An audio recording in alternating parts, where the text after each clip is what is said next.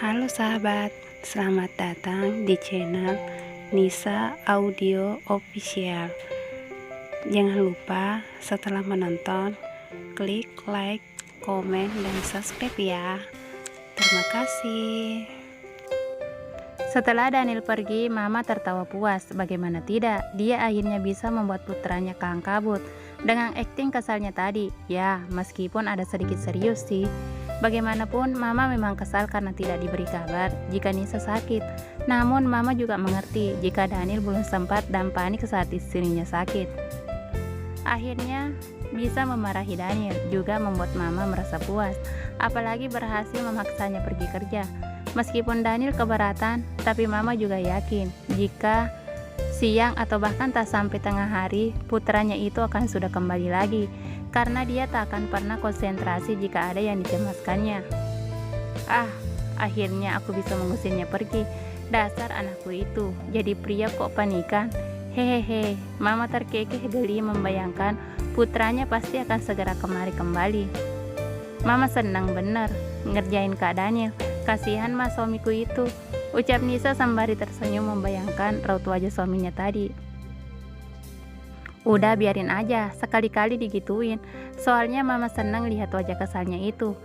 Ya ampun, kamu belum makan kan nak? Mama lihat ibumu bawain makanan, pasti buatmu kan? Ayo Mama suapi. Kamu mau di sini atau di tempat tidurmu? Tanya Mama lalu mengeluarkan box makan berisi bubur buatan ibu. Iya mah, di sini saja kita makannya. Mama sendiri udah sarapan belum? Tanya Nisa sambil menatap Mama.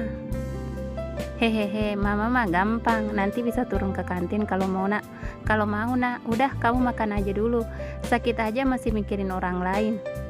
Kamu nih, Mama pun menyendokkan bubur dan menyuapkannya pada Nisa.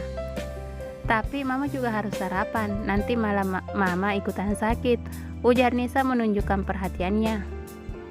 Ya udah kalau gitu biar saya belikan jas sarapan ya.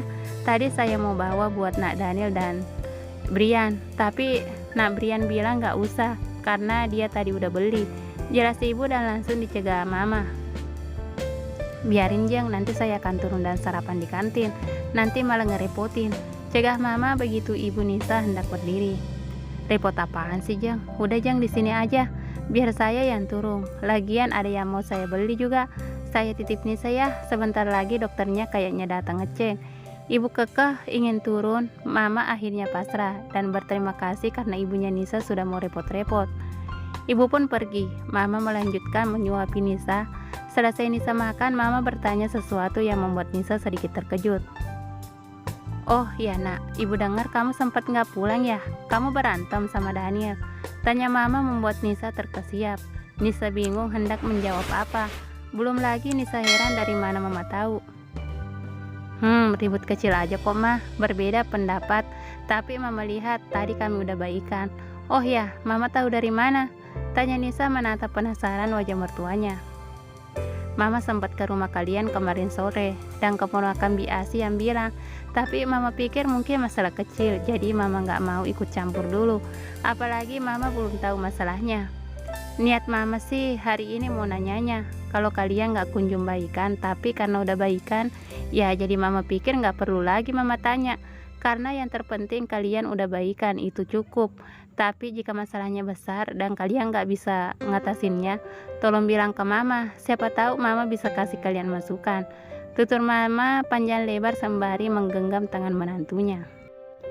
Gak ada yang perlu dicemaskan mah, kalau ada masalah besar, Nisa pasti udah ngadu ke Mama.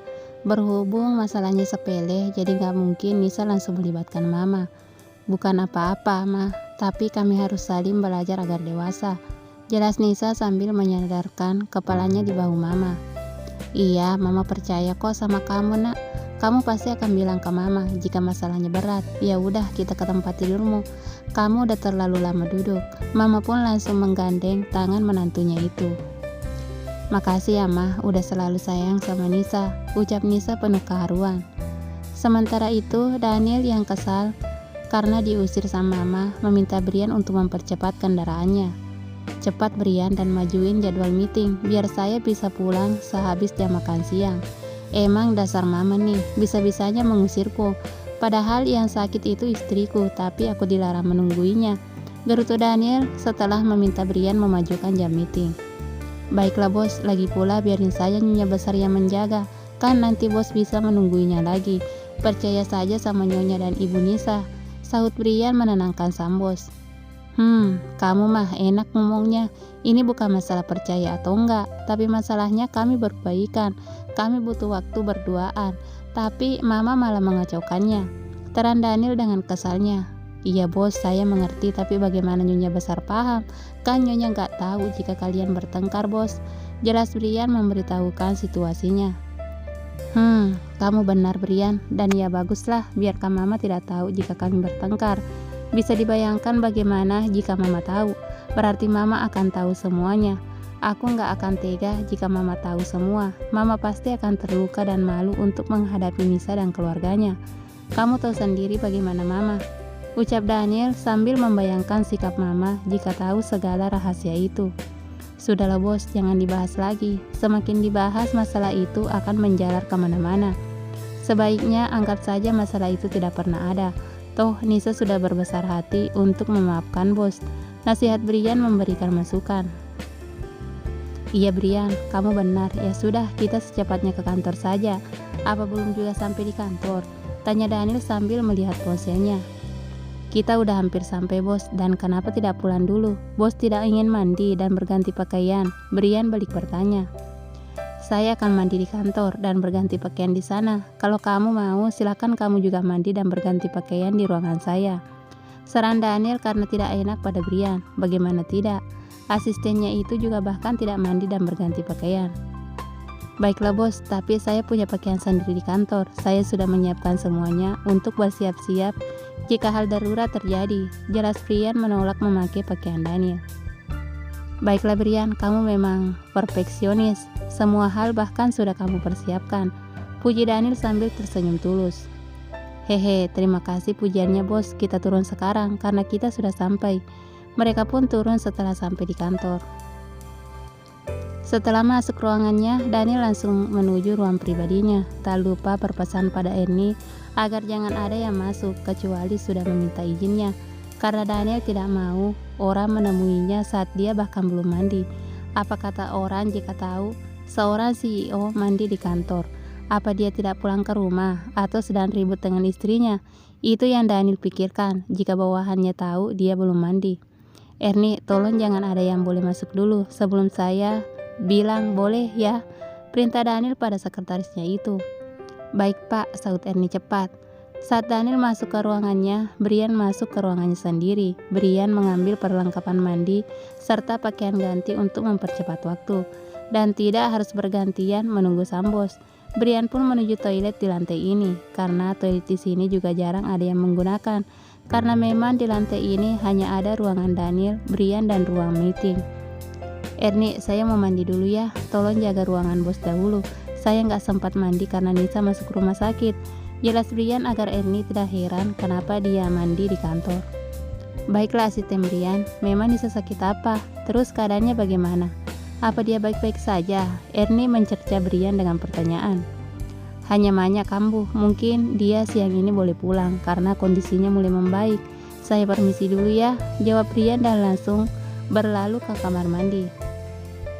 Selesai mandi, Brian langsung masuk ke ruangan sang bos dan melihat Daniel juga sudah selesai mandi.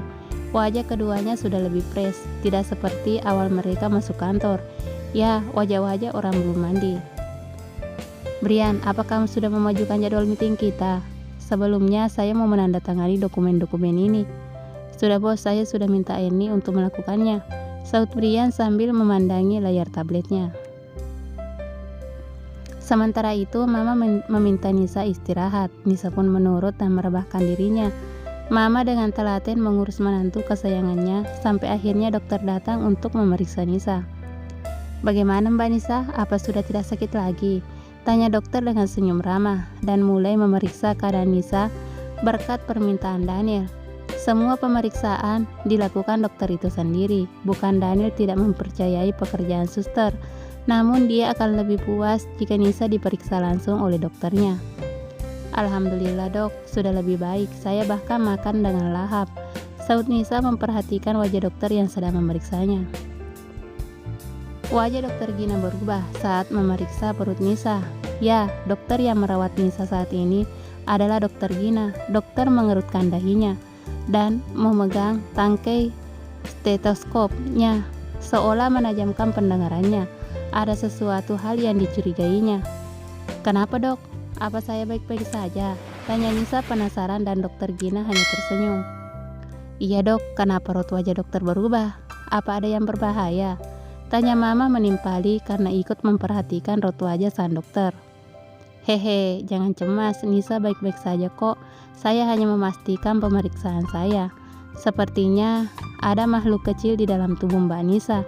Namun saya belum berani memastikan. Biar saya meminta dokter yang spesialis di bidangnya yang memeriksa lebih lanjut," jelas dokter Gina, namun malah membuat Mama salah persepsi.